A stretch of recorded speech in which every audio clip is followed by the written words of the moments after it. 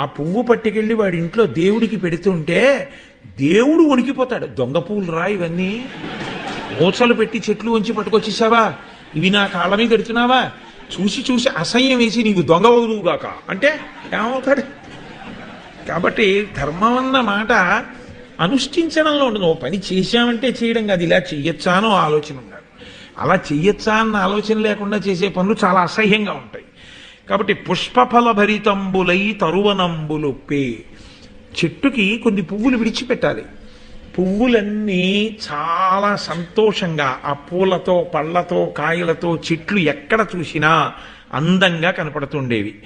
ధర్మ కర్మ నిరతి చేసి కరము నిమ్మితో అన్యోన్య హితము చేయుచుండి రెల్లజనులు.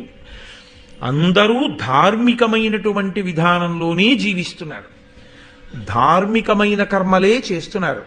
చేయడం వల్ల చక్క